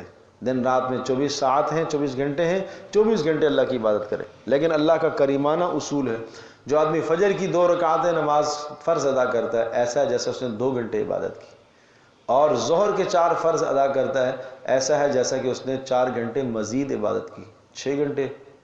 اور عصر کے 4 پڑھتا ہے تو ایسا ہے جیسا کہ اس نے 4 گھنٹے اور عبادت کی, 10 گھنٹے. اور پھر مغرب کے 3 پڑھتا ہے تو ایسا ہے جیسے کہ 3 گھنٹے اس نے اور عبادت کی, 13 گھنٹے. اور عشاء کے 4 فرض پڑھتا ہے تو ایسا ہے جیسے کہ اس نے 4 گھنٹے اور عبادت کی, کتنے, 17 گھنٹے. تو 17 گھنٹے عبادت اور باقی گھنٹے ہیں آرام کے, سمجھے نا, باقی 7 گھنٹے ہیں آرام کے. یہ ہے فطرت کی زندگی. تو اس فطرت پر ہم آنے کی کوشش کریں, اپنے گھروں کو اس فطرت پر لاؤ, فطرتی نظام پر لاؤ. اس سے پھر ہمارا جو کہ نظام متاثر ہے تو صحت بھی متاثر ہے, حال عبادات بھی متاثر, صحت بھی متاثر, جان متاثر. نہ آدمی گھر کو ٹائم دینے کے قابل, نہ بچوں کو ٹائم دینے کے قابل, ٹائم ہی نہیں دیتا. اور جناب 4-4, 6-6, 8-8 دن ہو جاتے ہیں, بچوں کی زیارت ہی نہیں ہوتی. شام کو آتا ہے تو سوئے ہوئے ہوتے ہیں, صبح جاتا ہے تو سوئے ہوئے ہوتے ہیں, ملاقات ہی نہیں ہوتی, ملنا ہی نہیں ہوتا. یہ فطرت سے ہٹنے کا نتیجہ ہے, سمجھے جی. پھر اتوار چھٹی کا دن آتا ہے تو ہم بات کرتے ہیں آ جاؤ تفسیر میں, تو کہتے ہیں آج تو بچوں کا دن. یہ حال ہے. وہ جب 1-1.5 گھنٹے کی تفسیر کی بات آتی ہے تو وہ شیطان لے آتا ہے بچے. میں نے عرض کیا نا کہ شیطان تو وہی پٹیاں لاتا ہے, اس کو پتہ ہے کہاں سے آئے گا, یہی پٹی لے کے آئے گا. نہیں یار یہ باقی تو ٹھیک ہے, تو بچوں کو وہی شیطان یہی بتاتا ہے کہ دیکھو نا بچوں کا حق دینا بھی تو یہ اسلام بتاتا ہے. یہاں سارا اسلام یاد آتا ہے. اللہ اکبر, اللہ اکبر. وَآتَاكُم مِّن كُلِّ مَا سَأَلْتُمُوهُ وَآتَاكُمْ، اور اس نے عطا کیا ہے تمہیں ہر قسم کی نعمت جو تم نے مانگی ہے. وَإِن تَعُدُّوا نِعْمَةَ اللَّهِ لَا تُحْصُوهَا، اور اگر تم شمار کرنا چاہو اللہ کی نعمتیں، لا تحصوها، نہیں شمار کر سکتے ہو. إِنَّ الْإِنسَانَ لَظَلُومٌ کفار، بے شک انسان تو لظلوم، ظلم کرنے والا ہے، کفار، بڑا ناشکرا ہے. ظلوم بڑا نا انصاف ہے، اپنی ذات پر بھی انصاف نہیں کرتا، اس لیے ظلوم ہے. فطرت سے ہٹ گیا ہے، اپنی ذات پر بھی انصاف نہیں کرتا نا، اپنی ذات پر بھی ظلم کرتا ہے، تو اللہ کے ساتھ یہ کیا انصاف کرے گا. کفار، بڑا ناشکرا ہے، بہت بڑا ناشکرا. وَإِذْ قَالَ إِبْرَاهِيمُ رَبِّ اجْعَلْ، اب آئیے ہم آپ کو ابراہیم علیہ السلام کے شکر کی تفصیل بتاتے ہیں، شکر کیسے کیا جاتا ہے. سمجھے جی، ابراہیم علیہ السلام نے اللہ کی نعمتوں کا کس طرح سے شکر ادا کیا، اس لیے تذکرہ ابراہیم ہے. بڑا خوب رکوع ہے ابراہیم علیہ السلام کی، وہ دعائیں جو انہوں نے اپنی اولادوں کے لیے کی ہیں. ایک باپ اپنی اولادوں کے لیے کیا محنت کرتا ہے، کیسے کرنا چاہیے، ابراہیم علیہ السلام کی سیرت ہمارے لیے بنمونہ ہے. دیکھیے ذرا، وَإِذْ قَالَ إِبْرَاهِيمُ رَبِّ اجْعَلْ هَذَا الْبَلَدَ آمِنًا، اور وہ وقت یاد کرو جب ابراہیم علیہ السلام نے کہا هَذَا الْبَلَدَ آمِنًا، اے اللہ بنا دیجئے، رب اجعل، اے اللہ بنا دیجئے، هَذَا الْبَلَدَ آمِنًا، اس بلد کو امن والا بنا دیجئے. دو دعائیں ہیں ابراہیم علیہ السلام کی. ایک تو اس وقت کی بات ہے کہ جب ابراہیم علیہ السلام نے اس وادی غیر ذی زرع کے اندر آ کر چھوڑا تھا حضرت ہاجر کو اور حضرت اسماعیل کو، بیٹا اسماعیل اور بیوی ہاجر. ہاجر ہجرت سے ہے، حجر سے جگہ چھوڑنا. تو چونکہ ایک جگہ چھوڑ کے شام سے یہ یہاں ہجرت کر کے آئے ہیں، اس لیے ان کو ہاجر، پھر ہاجر اس کے بعد اردو میں اس کو ہم ہاجرہ لکھ دیتے ہیں، لیکن اصل لفظ ہاجر ہے. تو کتنی بڑی قربانی ہے، اپنا وطن چھوڑ دیا، اپنا خاندان سب کا سب چھوڑ دیا. اچھا یہ چھوڑ دیا تو یہ کافی تھا. وَأَعْتَزِلُكُمْ وَمَا تَدْعُونَ مِن دُونِ اللَّهِ، ابراہیم علیہ السلام نے اپنے والد کو، اپنے سب خاندان والوں کو دعوت دی. جب کوئی نہ مانا تو کہا میں تمہیں بھی اور سارے خاندان کو چھوڑ کے جا رہا ہوں. عَسَىٰ أَلَّا أَكُونَ بِدُعَاءِ رَبِّ شَقِيًّا، مجھے یقین ہے میرا پروردگار مجھے مایوس نہیں کرے گا، وہ میرے اوپر مہربان ہے. تو اب یہ اپنے آبائی علاقے سے نکلے ہیں، وہاں سے نکل کے انہوں نے فلسطین کی طرف، شام کی طرف ہجرت فرمائی. اور شام کی طرف جب ہجرت فرمائی تو پھر وہاں سے حکم ہوا اور پھر شام میں کچھ رہے، پھر مصر کی طرف آئے اور پھر وہاں سے وہ واقعہ پیش آیا ابراہیم علیہ السلام کی بیوی کا جو واقعہ سارہ کے ساتھ پیش آیا تھا. اور پھر سارہ کو ہاجر دی گئی بطور گفٹ کے، اور پھر ان کو آزاد کر کے ابراہیم علیہ السلام کا ان کے ساتھ نکاح ہوا دوبارہ. پہلے گویا کہ حضرت سارہ جو ہے، سارہ کو دی گئی ہاجر گفٹ میں ایک بادشاہ کی طرف سے، وہ تفصیلی واقعہ ہے. تو حضرت ہاجر کو پھر انہوں نے آزاد کیا اور آزاد کر کے ابراہیم علیہ السلام کے ساتھ ان کا نکاح ہوا. تو سارہ سے پیدا ہوئے اسحاق علیہ السلام اور ہاجر سے پیدا ہوئے اسماعیل علیہ السلام. اسحاق علیہ السلام کو حضرت ابراہیم نے چھوڑا شام میں، اور اسماعیل علیہ السلام کو ان کی والدہ کے ساتھ، ہاجر کے ساتھ لے کر آئے. کہاں پر؟ ادھر مکہ مکرمہ. عجیب بات ہے، انبیاء علیہ السلام کی جو سرزمین ہے، اگر آپ دیکھیں نقشے کے اعتبار سے، اور گزشتہ جمعراتوں کو ہمارا یہ محاضرہ اسی پر ہو رہا تھا کہ انبیاء علیہ السلام جن جن علاقوں میں مبعوث ہوئے، تمام کے تمام علاقوں کے اندر ابراہیم علیہ السلام کا عمل دخل ہے. عرب کی سرزمین میں ابراہیم علیہ السلام کی نسل سے رسول اللہ صلی اللہ علیہ وسلم آئے، اور حضرت ابراہیم یہاں پر بھی تشریف لائے. اسی طرح سے مصر کی سرزمین کے اندر حضرت موسیٰ علیہ السلام ہیں، حضرت ہارون علیہ السلام ہیں، یوسف علیہ السلام وہاں مبعوث ہوئے، ابراہیم علیہ السلام کا وہاں سے بھی گزر ہوا. اور اسی طرح سے شام اور فلسطین کے علاقے کے اندر بے شمار انبیاء علیہ السلام مبعوث ہوئے، وہاں اسحاق علیہ السلام کو آباد کیا. بیت المقدس کا رکھوالا ذمہ دار ان کو قرار دیا، ان کو وہاں کا امام بنایا. تو حضرت اسحاق علیہ السلام کی اولاد سے پھر آگے نبیوں کا سلسلہ آیا، یعقوب علیہ السلام پیدا ہوئے، پھر بنی اسرائیل کا ایک پورا خاندان ہے. اور ادھر حضرت اسماعیل کو لے کر آئے تھے مکہ مکرمہ کی وادی میں. تو جب وہاں شام سے پھر ہجرت کی ہے مکہ کی طرف، اور جب مکہ کی طرف ہجرت ہوئی تو یہ اللہ کی طرف سے حکم تھا۔ کیا اتنی ساری آزمائش کافی نہیں تھی کہ وہاں سے اپنے آبائی علاقے سے، عراق، موصل سے، بابل سے، وہاں سے نکل کر آئے شام کی طرف، لیکن اسی پر بس نہیں ہے، پھر دوسری ہجرت وہاں سے کروائی یہاں مکہ مکرمہ کی طرف۔ اور یہ ہجرت جو ہے بڑی تاریخی ہجرت ہے، جس میں حضرت ہاجر کی بھی بہت بڑی قربانی۔ تو ایک ماں کی، ایک خاتون کی قربانی قرآن نے یہاں ذکر کی ہے، اس لیے کہ ایک عورت کی قربانی کو اللہ پاک نے سراہا، اور ان کی قربانی کی بنیاد پر ایک پوری امت تیار ہوئی ہے۔ امت مسلمہ، رسول اللہ صلی اللہ تعالیٰ علیہ وسلم کی امت تیار ہوئی ہے۔ پیچھے قربانی کس کی ہے؟ حضرت ہاجر کی۔ حضرت ہاجر آئی مکہ مکرمہ کے اندر، انہوں نے ہجرت کی، اور انہوں نے اس ہجرت کے ساتھ جو نا خوب رغبت کے ساتھ اس کا جو ہے نا استقبال کیا، اللہ کی طرف سے اس آئی ہوئی تکلیف کو انہوں نے برداشت کیا۔ اسماعیل علیہ السلام کی وہاں پرورش ہوئی، پھر اسماعیل علیہ السلام کے خاندان سے رسول اللہ صلی اللہ تعالیٰ علیہ وسلم مبعوث ہوئے۔ تو پیچھے قربانی کس کی ہے؟ ہاجر کی۔ سمجھے جی؟ تو پوری امت ایک تیار ہوئی ہے حضرت ہاجر کی قربانی سے۔ ایک عورت کی قربانی کا یہ مقام ہے، اور پھر اللہ پاک نے ان کی قربانی کو کتنی عزت دی ہے کہ قیامت تک آنے والے حجاج اور معتمرین، عمرہ کرنے والے اور حج کرنے والے، جب تک صفا مروہ سے سعی نہیں کریں گے ان کا حج عمرہ قبول نہیں ہے۔ سمجھے؟ تو ایک تو دعا اس وقت ہے کہ ابراہیم علیہ السلام نے چھوڑ دیا آ کے اپنی بیوی حضرت ہاجر کو اور بیٹے اسماعیل کو وادی غیر ذی زرع۔ ابھی کوئی آثار نہیں تھے کہ بیت اللہ کہاں ہے، مٹ چکا تھا طوفان نوح کے بعد سارے نشانات۔ حضرت جبریل نے آ کے نشاندہی فرمائی تھی، ساتھ تھے حضرت جبریل، اور حضرت جبریل سے بار بار پوچھتے رہے کہاں ٹھہرنا ہے، کہاں ٹھہرنا ہے، کہاں۔ جہاں کوئی آبادی تو نہ کوئی موافق جگہ نظر آتی تو ابراہیم پوچھتے یہاں ٹھہرا دوں، کہا نہیں، یہاں ٹھہرا دوں نہیں، یہاں ٹھہرا دوں نہیں، یہاں ٹھہرا دوں نہیں۔ تو پھر ایک ایسی جگہ آئی جو پہاڑیوں کے بیچ میں، صفا، مروہ، جبل ہند، جبل ابی قبیس، 4 پہاڑیوں کے بیچ میں ایک جگہ تھی، بالکل بیابان دشت جنگل تھا، جہاں کوئی آبادی، انسانی آبادی کے آثار نہیں تھے، وحشتناک جگہ تھی۔ یہاں ٹھہرا دوں؟ تو حضرت جبریل علیہ السلام نے کہا یہاں ٹھہرانے کا حکم ہے۔ تو ایک دم ابراہیم علیہ السلام حیران ہو گئے، یہاں؟ ہاں یہاں۔ تو یہ کیسی جگہ ہے؟ کوئی بس زبان پر کوئی لفظ نہیں آیا۔ اچھا اللہ کی طرف سے حکم ہے یہاں ٹھہرانے کا، یہاں ٹھہرایا، چھوڑ کے چلے گئے، پلٹ کے دیکھا بھی نہیں۔ جب نہیں دیکھا تو پھر پوچھا اہلیہ نے کہاں جا رہے ہیں، کہاں جا رہے ہیں؟ کوئی جواب نہیں۔ کہاں جا رہے ہیں؟ کوئی جواب نہیں۔ کہاں جا رہے ہیں؟ کوئی جواب نہیں۔ سبحان اللہ۔ تو پھر خود ہی بولی کہ کیا اللہ کا حکم ہے؟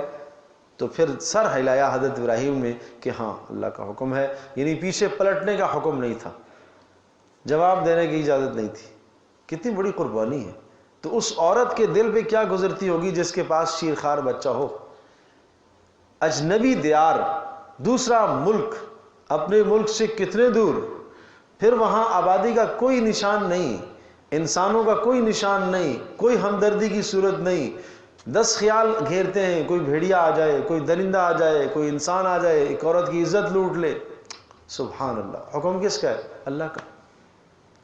تو جب اماں نے یہ بات سنی کہ اللہ کا حکم ہے تو انہوں نے فوری کہا اچھا اللہ کا حکم ہے تو آپ جائیے، اللہ ہمیں ضائع نہیں کرے گا۔ یہ ہاجر کا توکل ہے، یہ ہاجر کا بھروسہ ہے اللہ کی ذات عالی پر۔ کیا گزری ہوگی، کیا بیتی ہوگی۔ ہر عورت اپنے اندر کے جذبات کو پرکھ کے دیکھے کہ اس کے دل میں کیا مزاج ہے، کیا ایسے حالت میں گھر کے اندر اگر 4 دن جو ہے کوئی تنہائی ہوتی ہے تو یہاں شہر کے اندر، آبادی کے اندر رہتے ہوئے عورت کو وحشت معلوم ہوتی ہے، تو وہاں کیا حال ہوگا حضرت ہاجر کا۔ یہ دین قربانیوں سے آتا ہے، یہ محمد رسول اللہ صلی اللہ علیہ وسلم کی امت تیار ہوئی ہے اس قربانی سے، یہ ایسے نہیں ہے۔ اللہ پاک ان بزرگ ہستیوں کے لیے کتنا انتظام کر سکتا تھا، کتنا نظام اللہ بنا سکتا تھا۔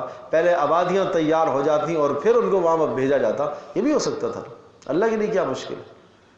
تو جب ابراہیم علیہ السلام وہاں سے نکلے اور صفا پر چڑھ کر ابراہیم علیہ السلام کو دیکھتی رہی، جب نظروں سے اوجھل ہو گئے تو پھر ابراہیم علیہ السلام نے رخ کیا اسی سرزمین کی طرف جو کہ بیت اللہ کی بنیادیں وہاں تھیں اور نشانات دکھا دیے تھے حضرت جبریل نے۔ تو پھر اس طرف رخ کر کے جہاں سے یعنی حاجر کو اب نظر نہ آئیں، تاکہ نہ حاجر ان کو نظر آئے نہ یہ ان کو نظر آئیں، وہاں کھڑے ہو کے پھر دعا کی، اور وہ دعا تھی جو پہلے سپارے کے اندر مذکور ہے، رب اجعل ھذا بلدا آمنا، اے اللہ اس جگہ کو امن والا شہر بنا دے۔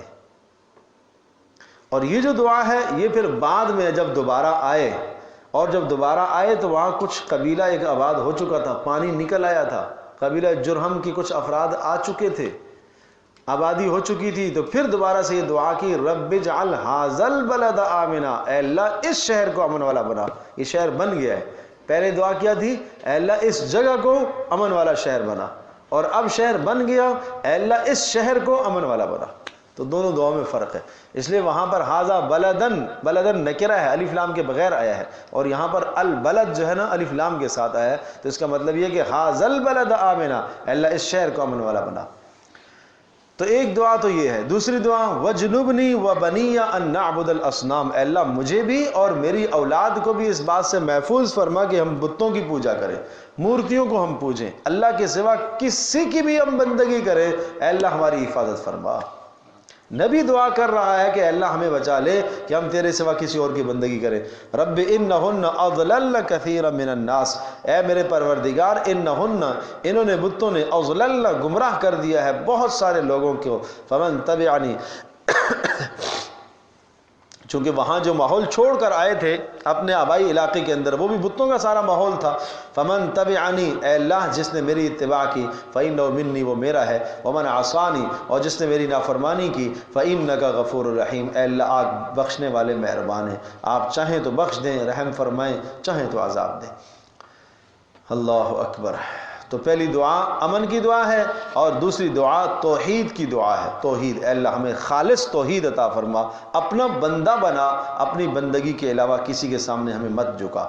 تیسری دعا ربنا انی اسکنت من ذریتی، اے اللہ میں نے ٹھہرایا ہے من ذریتی اپنی اولاد کو، بوادن ایسی وادی میں، باب منفی کے ہے، ایسی وادی میں، غیر ذی زرع جو کھیتی والی نہیں ہے، یعنی سنگلاخ پہاڑیاں ہیں یہاں پر اور سنسان جگہ ہے، عند بیتک المحرم، لیکن اے اللہ تیرا گھر ہے یہاں پر ادب اور احترام والا، یہاں میں نے تیرے گھر کے پاس ٹھہرایا ہے۔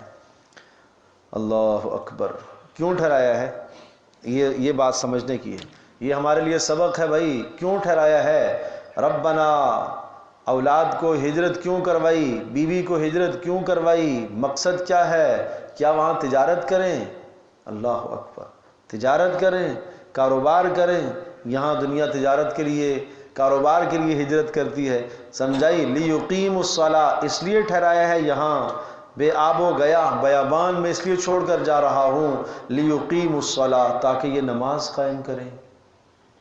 یہ آپ نے نماز کو بڑا ہلکا سمجھا ہوا ہے نا، تاکہ نماز قائم کریں۔ اتنی بڑی قربانی دی ہے، ایک ملک سے دوسری جگہ پر لے کر آیا ہوں تاکہ یکسوئی کے ساتھ یہاں نماز پڑھ سکیں، یکسوئی کے ساتھ اللہ کی بندگی کر سکیں، اور صرف نماز قائم نہ کریں، نماز قائم کروائیں، دوسروں کو بھی پڑھوائیں، اس لیے کہ اسماعیل اسلام نے یہاں امام بننا ہے، حضرت اسحاق نے بیت المقدس کا امام بننا ہے، انہوں نے یہاں کا امام بننا ہے، اور پھر ان کی اولاد اور ذریت سے امام آئے گا، امام الانبیاء حضرت محمد صلی اللہ علیہ وسلم۔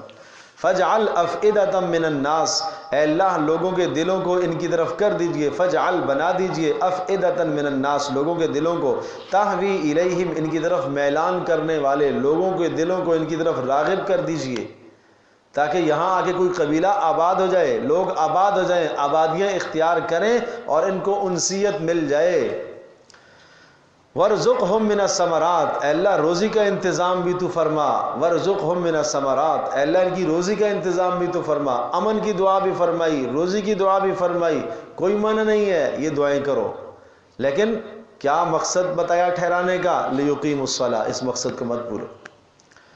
لَعَلَّهُمْ يَشْكُرُونَ، اے اللہ ان کو روزیاں دے تاکہ یہ شکر ادا کریں، پتہ چلا کہ روزی ملے تو کیا کرنا چاہیے؟ ہاں، ربنا انک تعلم ما نخفی وما نعلن، اے ہمارے پروردگار تو خوب جانتا ہے، ما نخفی جو ہم پوشیدہ رکھتے ہیں، وما نعلن جو ہم ظاہر کرتے ہیں، وما یخفى علی اللہ من شیء، اور نہیں ہے کوئی شے مخفی اللہ پر زمینوں میں اور نہ آسمانوں میں۔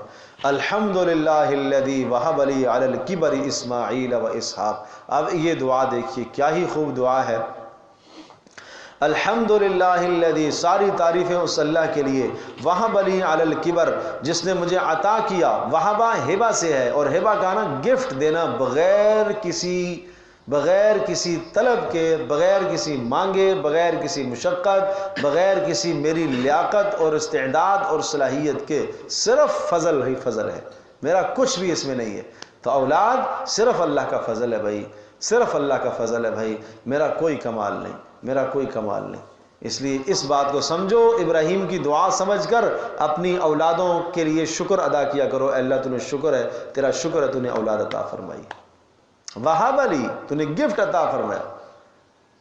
اس لیے تو قرآن تو صاف ذکر کرتا ہے سورۃ الواقعہ کے اندر، سوال کس انداز سے سوال فرمایا، افرأیتم ما تمنون، تم یہ بلا بتاؤ، تم جو آپس میں میلاب کرتے ہو، اانتم تخلقونہ ام نحن الخالقون، کیا پیدا ہم کرتے ہیں یا تم کرتے ہو؟ تم نے تو اپنی ضرورت کو پورا کیا ہے، میاں بیوی نے اپنی ضرورت کو پورا کیا، اانتم تخلقونہ ام نحن الخالقون، پیدا تم کرتے ہو یا ہم کرتے ہیں؟ کتنا صاف سوال پوچھا کہ پیدا ہم کرتے ہیں، تو پھر تمہیں شکر ہمارا کرنا چاہیے نا، شکر اللہ کا ادا کرنا چاہیے۔ الحمدللہ الذی وہب لی، ساری تعریفیں اس اللہ کے لیے کہ جس نے عطا کیا ہے، وہب لی علی الکبری، بڑھاپے کے زمانے میں اس نے عطا کی ہے، اسماعیل و اسحاق، اسماعیل اور اسحاق مجھے دیے ہیں، ان ربی لسمیع الدعاء، بے شک میرا پروردگار دعاؤں کو سننے والا ہے۔ یہاں یہ بات ذہن نشین فرمائیے کہ اسماعیل علیہ السلام اور اسحاق علیہ السلام، یہاں بعض نے کہا کہ اسماعیل علیہ السلام کی پیدائش پہلے ہوئی ہے اور اسحاق علیہ السلام کی پیدائش بعد میں ہوئی ہے، گویا کہ اسماعیل بڑے ہیں اور اسماعیل علیہ السلام پہلے سے بھی چونکہ اولاد نہیں تھی، اور جب حضرت ہاجر سے اولاد ہوئی تو پھر حضرت سارہ کے دل میں بھی بات آئی کہ اللہ تو مجھے بھی اولاد عطا فرما، پھر اللہ نے اسحاق علیہ السلام عطا فرمائے، سمجھے جی۔ اور بعض نے لکھا ہے کہ نہیں، اسحاق پہلے ہوئے، واللہ عالم بالصواب، قرآن صرف مقصودی بات کو ذکر کرتا ہے، اس سے کوئی بحث نہیں ہے کون پہلے ہے کون بعد میں ہے، اور اگر یہاں اسماعیل علیہ السلام جو ہے وہ بعد میں پیدا ہوئے، ان کا تذکرہ پہلے اس لیے کیا جا رہا ہے کہ یہ وادی غیر ذی زرع، یہاں کا امام ان کو بننا ہے، اس لیے ان کا تذکرہ پہلے آیا ہے۔ رب اجعلنی مقیم الصلاۃ ومن ذریتی ربنا وتقبل دعاء، اللہ اکبر۔ رب اجعلنی مقیم الصلاۃ، اے اللہ رب اجعلنی، اے اللہ بنا دیجئے مجھے مقیم الصلاۃ، نماز کو قائم کرنے والا۔ یہ دعا ابراہیم کر رہے ہیں، ابراہیم نبی نماز چھوڑنے کا کوئی تصور ہو سکتا ہے؟ نہیں، اے اللہ مجھے نماز کو قائم کرنے والا بنا، رب اجعلنی مقیم الصلاۃ، اے اللہ مجھے نماز کا پابند بنا، ومن ذریتی، اور میری اولاد کو بھی نماز کا پابند بنا۔ آج ہم اولادوں کے لیے مال کی دعا یہ تو کرتے ہیں، بھائی منع نہیں ہے، پہلے یہ دعا کرو، دین کی دعا کیا کرو، اولادوں کے لیے نیک بننے کی دعا کیا کرو۔ ربنا وتقبل دعا، اے اللہ تو ہماری دعا کو قبول فرما لے۔ ربنا غفر لی، اے اللہ میری بھی بخشش فرما، ولوالدی، اور میرے ماں باپ کی بھی بخشش فرما، وللمؤمنین، اور ایمان والوں کی بھی، یوم یقوم الحساب، قیامت کے دن ہم سب کو بخش دے۔ تو اپنے والد کے لیے دعا کی ہے، لیکن والد کا خاتمہ کفر پر ہوا ہے، فلما تبین له انه عدو للہ تبرأ من، سورہ توبہ میں ہے، جب پتہ چلا کہ یہ اللہ کا دشمن ہی رہے گا، کفر ہی پر خاتمہ ہوگا، تو پھر ابراہیم علیہ السلام نے اپنے باپ کے لیے دعا کرنا چھوڑ دی تھی، سمجھے جی۔ تو ہمیں یہ دعا تو کرنی چاہیے، ظاہر ہے سب کے والدین جو ہے اہل ایمان ہیں تو یقیناً دعائیں کرنی چاہیے اپنے ماں باپ کے لیے، اور اگر غیر مسلم ہے تو ان کی ہدایت کی دعا کرنی چاہیے کہ اللہ ان کو ہدایت عطا فرما۔ تو اس دعا کے اندر آدمی اپنے لیے بھی کرتا ہے، اپنی اولاد کے لیے بھی، ماں باپ کے لیے بھی، سب مسلمانوں کے لیے، اتنی جامع دعا ہے، تو اپنی دعاؤں میں اس دعا کو شامل کیا کریں۔ وَلَا تَحْسَبَنَّ اللَّهَ غَافِلًا عَمَّا يَعْمَلُ الظَّالِمُونَ، تو ابراہیم علیہ السلام کا شکر سمجھا دیا اس رکوع کے اندر کہ ایک آدمی کو اس طرح سے شکر ادا کرنا چاہیے، مال ملا ہے اللہ کا شکر ہے، اولاد ملی ہے اللہ کا شکر ہے، گھر بھی مل گیا اللہ کا شکر ہے، علاقہ بھی امن والا مل گیا اللہ کا شکر ہے، یہ سب امن کی چیزیں مل گئی ہیں تو لعلہم یشکرون، شکر ادا کرنا چاہیے۔ اب جو آدمی ظالم بنے گا، ولا تحسبن، پیچھے کہا تھا نا ان الانسان لظلوم کفار، انسان بڑا ظالم ہے اور بڑا ناشکر ہے، تو اب سمجھایا ولا تحسبن اللہ غافلا، مت غافل شمار کرنا اللہ کو، عما، اس چیز سے، یعمل الظالمون، جو ظلم کرنے والے کام کرتے ہیں، ظالموں کے اعمال سے اللہ غافل نہیں ہے۔ اے اللہ پھر سزا کیوں نہیں دے رہا؟ انما یؤخرہم، بے شک وہ ان کو مہلت دیتا ہے، لیوم، اس دن تک کے لیے، تشخص فیہ الابصار، جس دن آنکھیں کھلی کی کھلی رہ جائیں گی، حیرت کے مارے آنکھیں پھٹی کی پھٹی رہ جائیں گی، کھلی کی کھلی رہ جائیں گی۔ اس وقت تک اللہ مہلت دیتا ہے ظالموں کو بھی۔ مہطعین مقنعی رؤوسہم، مہطعین بڑی جلدی کریں گے، اور مقنعی رؤوسہم اور اپنے سر اونچے کیے ہوئے ہوں گے، حیرت سے دیکھ رہے ہوں گے کہ یہ کیا ہو گیا، آج یہ کیا ہو گیا۔ لا یرتد الیہم طرفہم وافئدتہم ہوا، اور ان کے دل، ان کی آنکھیں واپس نہیں پلٹیں گی، یعنی جدھر دیکھیں گے دیکھتے ہی رہیں گے، دیکھتے ہی رہیں گے۔ ایک ہولناک چیز سامنے آتی ہے، آدمی اسی کو دیکھتا رہتا ہے، آس پاس سے آدمی غافل ہو جاتا ہے کہ ادھر کیا ہے، کس نے کیا کہا مجھے کچھ پتہ نہیں، یہ کیا کر رہا ہے مجھے کچھ نہیں پتہ، ہوش نہیں ہوتا انسان کو۔ ایسا حال ہوگا جہاں نگاہ ہوگی وہاں نگاہ کھڑی کی کھڑی رہ جائے گی۔ اور وافئدتہم ہوا، اور فرمایا کہ دل اڑ رہے ہوں گے، افئدتہم ان کے دل ہولناکی کی وجہ سے عقل حواس سب کھو بیٹھیں گے۔ وانذر الناس، آپ لوگوں کو ڈرائیے، یہ انذار کا طریقہ دیکھیے، آپ ڈرائیے لوگوں کو، یوم یاتیہم العذاب، جس دن عذاب آئے گا، فیقول الذین ظلموا، اور یہ ظالم کہیں گے ربنا اخرنا، اس عذاب سے مراد دنیا کا عذاب ہے، اس وقت سے پہلے پہلے توبہ کر لو۔ ہر انسان پر عذاب گرد و نواح سے آتا ہے۔ ربنا، وہ کہیں گے اخرنا الی اجل قریب، اے اللہ ایک مہلت دے دیجئے ایک وقت تک، نجب دعوتک، تاکہ اے اللہ تیرے رسولوں کی بات کو قبول کرے، ونتبع الرسل، اور رسولوں کی اتباع کریں، لیکن نہیں ہوگی مہلت۔ عذاب آنے کے بعد کوئی مہلت نہیں ہوگی۔ اولم تکونوا اقسمتم من قبل، کہا جائے گا کیا تم نے اس سے پہلے قسمیں نہیں کھائی تھی؟ ما لکم من زوال، تم یوں کہا کرتے تھے کہ کوئی زوال نہیں آئے گا ہمارے مال پر، ہماری عزت پر، ہمارے اقتدار پر۔ قسمیں کھا کر کہتے تھے ہماری کرسی بڑی مضبوط، ہمارا مال بڑا مضبوط، ہماری تجارت، ہماری جوانی اور ہماری ٹھاٹ باٹ بڑی مضبوط ہے، تصور بھی نہیں ہوتا تھا۔ وَسَكَنْتُمْ فِي مَسَاكِنِ الَّذِينَ ظَلَمُوا أَنفُسَهُمْ، اور تم رہ چکے ہو فی مساکن الذین ظلموا، ان لوگوں کے گھروں کے اندر، ٹھکانوں میں جنہوں نے اپنی جانوں پر ظلم کیا ہے۔ کیا آج جس سرزمین پر تم ہو، آج سے ہزاروں سال پہلے یہاں آبادیاں کیا نہیں تھیں؟ ہاں، یہاں آبادیاں تھیں، یقیناً آبادیاں تھیں۔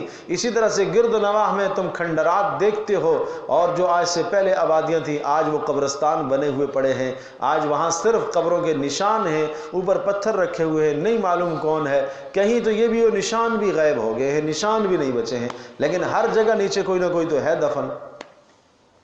وَتَبَيَّنَ لَكُمْ، اور تمہارے سامنے ظاہر ہو چکا، كَيْفَ فَعَلْنَا بِهِمْ، کیسا ہم نے ان کا انجام کیا ہے۔ وَقَدْ وَضَرَبْنَا لَكُمُ الْأَمْثَالَ، اور تمہارے لیے ہم نے کئی مثالیں بیان کی ہیں۔ وَقَدْ مَكَرُوا مَكْرَهُمْ وَعِنْدَ اللَّهِ مَكْرُهُمْ، اور انہوں نے تدبیریں کی ہیں اللہ کے خلاف، رسولوں کے خلاف، اور اللہ کے پاس بھی سخت تدبیریں تھیں، اور ان تدبیروں کا جواب تھا وَإِنْ كَانَ مَكْرُهُمْ لِتَزُولَ مِنْهُ الْجِبَالُ، اگرچہ ان کی تدبیریں ایسی خوفناک ہوتی تھیں کہ جن سے پہاڑ بھی اپنی جگہ سے ہل جائے، ایسی تدبیریں کافروں نے رسول اللہ صلی اللہ علیہ وسلم اور ان کے ساتھیوں کے خلاف تدبیریں کی ہیں مشرکین نے، کہ اگر وہ پہاڑوں پر ڈالی جاتی پہاڑ بھی اپنی جگہ سے ٹل جاتے، ہل جاتے، لیکن رسول اللہ صلی اللہ علیہ وسلم کے اوپر ایمان لانے والوں کے استقامت میں ذرہ برابر لغزش نہیں آئی۔ فلا تحسبن اللہ مخلف وعدی، یہ سخت ایک ڈانٹ ہے، لہٰذا آپ ہرگز آپ نہ گمان کیجئے اللہ پاک اپنے رسولوں سے وعدہ کی خلاف ورزی کرے گا، مت گمان کیجئے مخلف وعدہ رسولہ کہ اللہ پاک اپنے رسولوں سے وعدے کی خلاف ورزی کرے گا، نہیں۔ ان اللہ عزیز ذو انتقام، بے شک اللہ غالب ہے، اللہ پاک مدد کرنے کی قدرت رکھتا ہے، ذو انتقام بدلہ لینے والا ہے۔ یوم تبدل الارض، کب بدلہ لے گا؟ اس دن تبدل الارض غیر الارض، جس دن زمین کو اس زمین کے علاوہ دوسری زمین میں تبدیل کر دیا جائے گا۔ کیسے تبدیل کر دیا جائے گا؟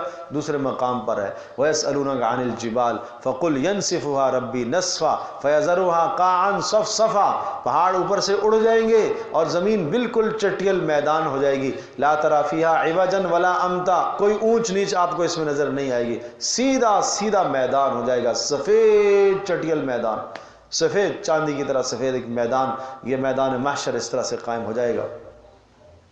آسمان بھی بدل جائے گا، یہ آسمان کی تنی ہوئی چھت خوبصورت میں نظر نہیں آئے گی، ہاں۔ وَتَكُونُ الْجِبَالُ كَالْعِهْنِ، اور اسی طرح سے